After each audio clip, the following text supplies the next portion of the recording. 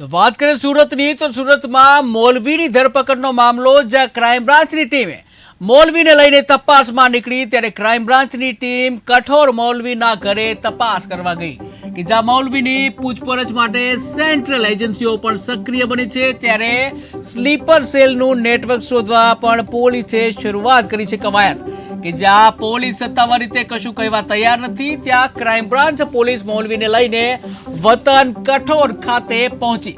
ત્યારે મૌલવીના ઘરે અને મસ્જિદ ખાતે ક્રાઇમ બ્રાન્ચ કરશે તપાસ.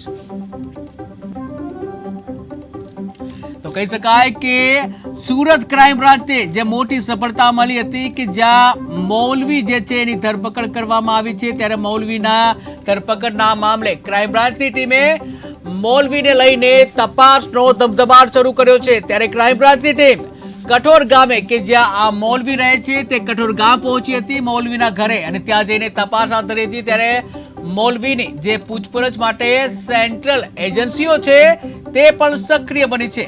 ઉલ્લેખનીય છે કે ઉપદેશ રાણા, કે જેને જે ધમકી આપવામાં આવી હતી, અને આ સહિત ઘણા એવા જે નેતા છે કે જેઓને ધમકી આપવામાં આવી હતી આ મૌલવી દ્વારા, ત્યારે આ મૌલવીની સુરત ક્રાઇમ બ્રાન્ચ દ્વારા ધરપકડ કરવામાં આવી હતી.